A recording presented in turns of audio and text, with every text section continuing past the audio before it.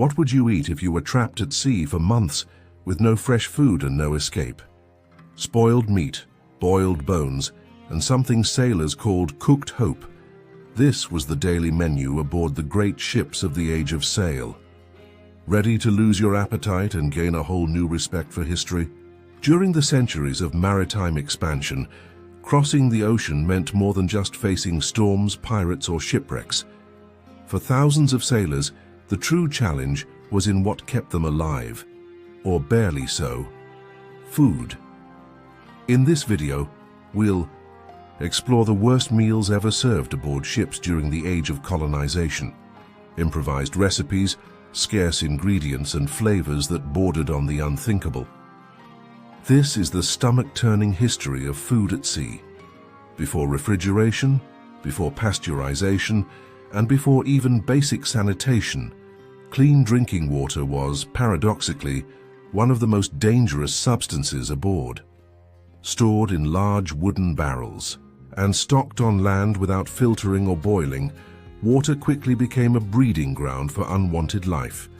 Constant heat, the ship's motion, and the wood itself turned it into the perfect ecosystem for decay. Within weeks, slimy buildup clung to the edges.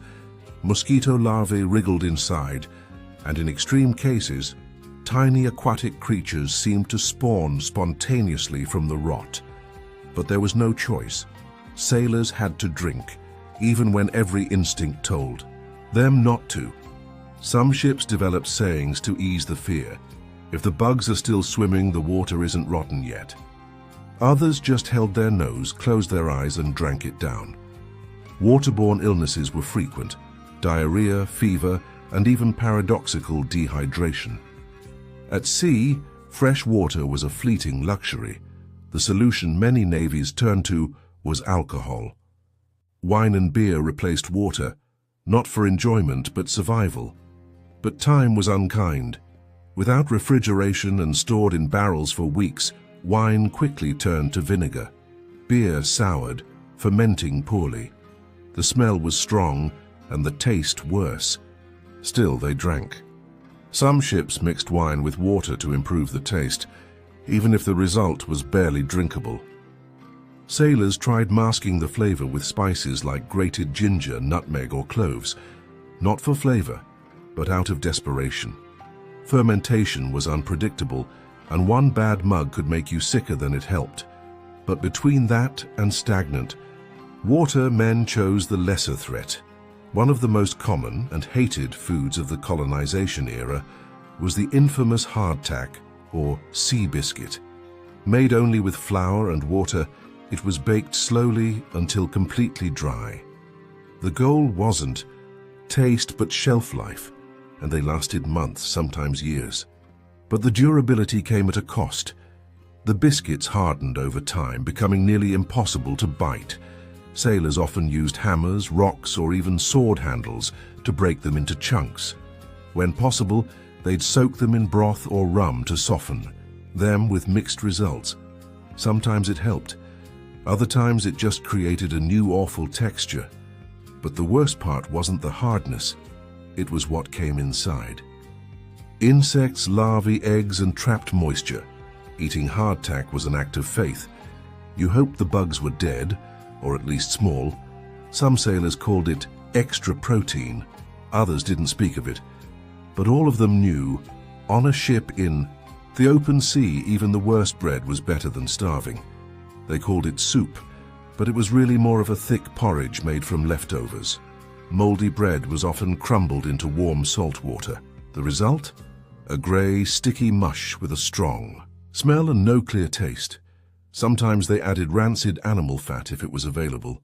It wasn't a meal to nourish. It was something to fill the stomach and keep men upright. Eating meant more than easing hunger. It meant swallowing nausea, longing, and ocean salt mixed with resignation. In the silence of the deck, every spoonful reminded them that the luxury of flavor had been left behind on land. Fish promised freshness, but at sea promises rot quickly. Caught during the first days of the journey, fish were quickly cleaned and laid out in the sun, unsalted, unrefrigerated, and doomed. By the time they reached the table, if you could call it that, they were already deteriorating. Dried scales, tough flesh, greenish spots. Mold was scraped off with knives, fingernails, or whatever was handy. Then they ate it anyway. The taste, dry, salty, bitter, was a harsh reminder. Fish weren't made to wait in a ship's hold for weeks, but it was either that or nothing.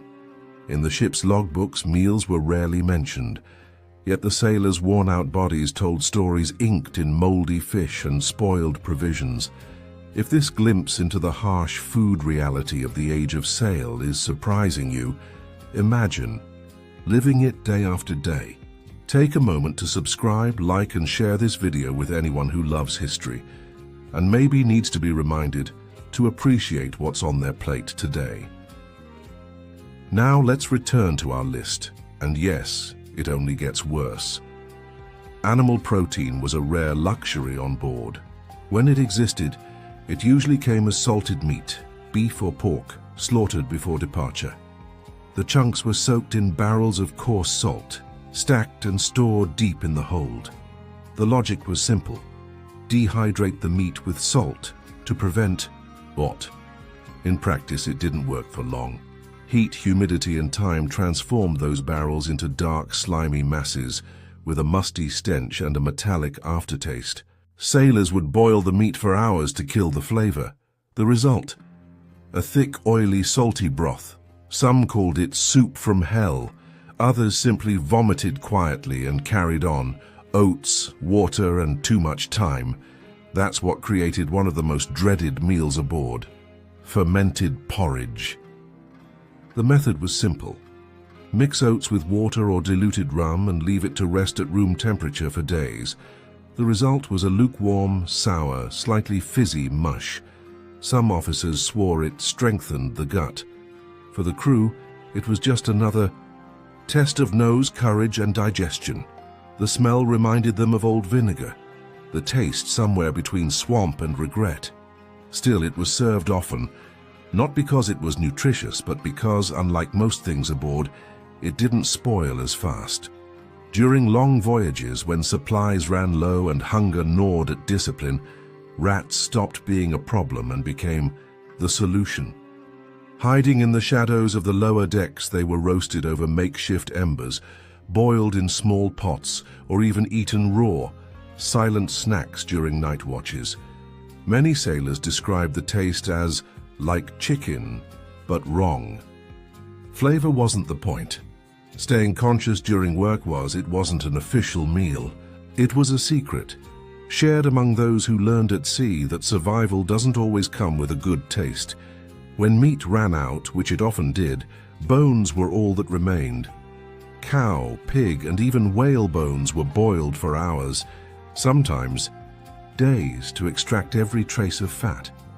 Sailors scraped the marrow with spoons or their bare fingers until nothing remained. The resulting thick, greasy broth wasn't meant to warm the body, but to fool the stomach. When the bones came from whales, the smell was described by survivors as beyond words. Still, in the middle of nausea, some would say, "Today, we got lucky. We got flavor." And when all other options were gone, there was this: a nameless, shapeless concoction thrown together from whatever was left. Fish scraps, pork fat, stale soaked bread, unidentifiable bits of meat. Everything was dumped into a pot and simmered for hours, sometimes days. The end product? A grey, gelatinous mass with the smell of abandonment. Among sailors, it earned the dark nickname Boiled Hope. No one really knew what was in it, but everyone hoped it wasn't the end. It looked sad, tasted worse, but it kept them alive, and at sea that was enough. Eating on a ship during the age of sail wasn't just about survival. It was about accepting the unknown, the improvised, the inedible. Amid salt, sway, and silence, what landed in your bowl spoke volumes about what remained of your humanity in the endless sea. Some called it food, others punishment, but all learned to swallow what land would never dare serve. If you made it this far, thank you. Cherish every warm meal, every fresh plate, and every food with a name you recognize. And if you're curious about how those colossal colonial-era ships were built, click the video card above. There you'll discover how wood, rope, and ingenuity gave rise to the greatest vessels in history. See you. If this story made you see food and history with new eyes, don't let it stop here. Subscribe to the channel, hit the like button, and share this video with someone who loves uncovering the raw, forgotten truths of the past. Because here, history isn't just told, it's felt. And trust me, the next story is even harder to swallow.